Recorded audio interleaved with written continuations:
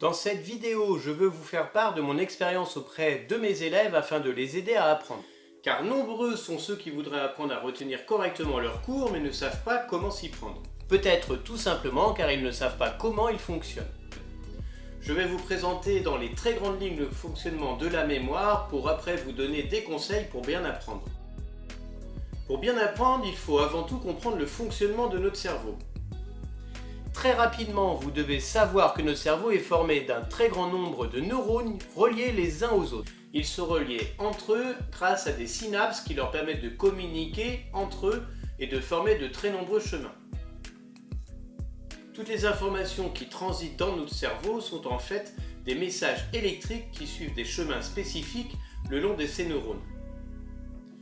Par exemple, quand vous vous mettez à penser à une pomme, une information nerveuse va suivre un chemin spécifique, ce qui vous fera penser à une pomme.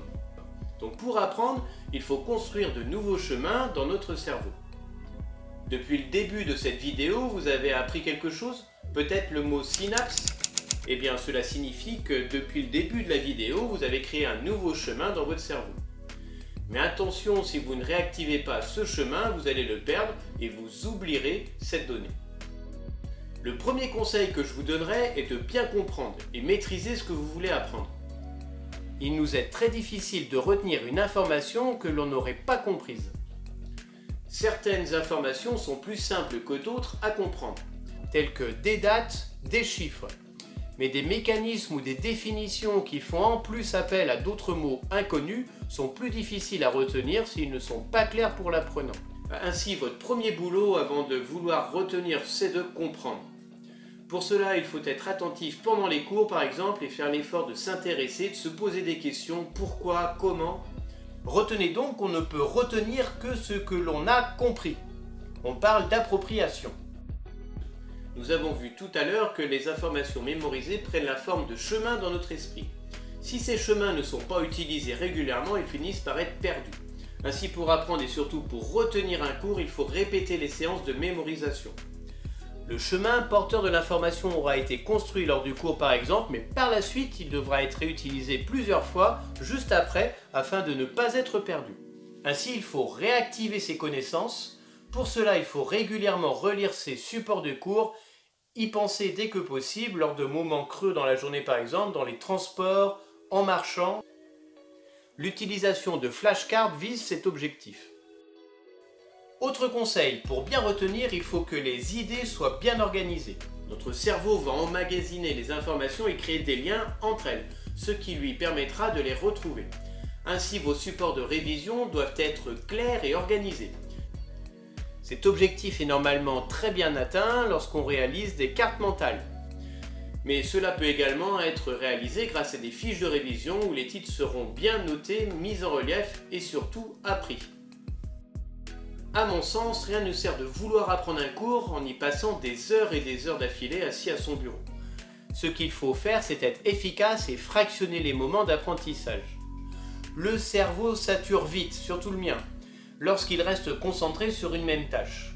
Alors mieux vaut se faire un planning dans lequel vous passerez 5 fois 10 minutes à apprendre dans la journée plutôt que 50 minutes d'une traite.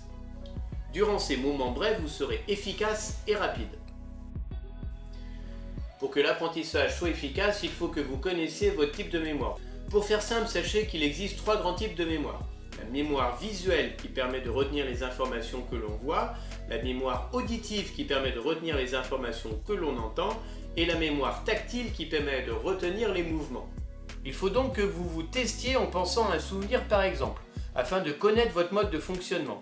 Alors vous pourriez axer les supports de travail selon vos aptitudes. Des schémas pour les personnes visuelles, lire et relire pour les personnes auditives ou écrire et se déplacer pour les personnes tactiles.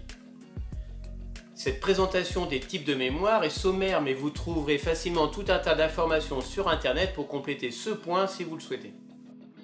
Comme tout ouvrier qui doit avoir de bons outils pour bien travailler, vous devez avoir les bonnes techniques pour pouvoir bien apprendre. Là encore, il faudra faire des essais afin que vous élaboriez les techniques qui vous seront les mieux adaptées. Ainsi, vous avez le choix des supports. Directement sur le cours, des fiches de révision avec beaucoup de schémas ou des points rédigés, des cartes mentales, des flashcards. Pour les moyens, je vais vous citer les traditionnels moyens mémotechniques ou d'utiliser les initiales des mots. Mais connaissez-vous l'apprentissage spatial? Cette méthode consiste à associer une information à un lieu afin d'utiliser notre mémoire spatiale qui est très efficace. Au moment de se remémorer les informations, il suffira de s'imaginer le chemin sur lequel nous avons déposé mentalement ces informations pour qu'elles reviennent. À vous donc de choisir vos supports et vos méthodes. Certains disent « la mémoire est un muscle ». C'est biologiquement faux, vous le savez, mais l'image est intéressante. Car à force de travail, tout comme un muscle, la mémoire peut se développer. Notre cerveau est un organe très plastique, qui peut créer de nombreuses connexions. Et plus on l'utilise, plus il sera plastique et plus cela nous est facile de mémoriser les éléments. A l'inverse, quand on perd l'habitude d'apprendre, cela devient plus difficile de mémoriser. Pour illustrer ça, connaissez-vous par exemple les compétitions de mémoire? Il s'agit d'épreuves où des personnes tentent de réciter le plus de décimales du nombre pi, plus de 10 000, ou de mémoriser une suite de cartes à jouer plusieurs dizaines de paquets de cartes.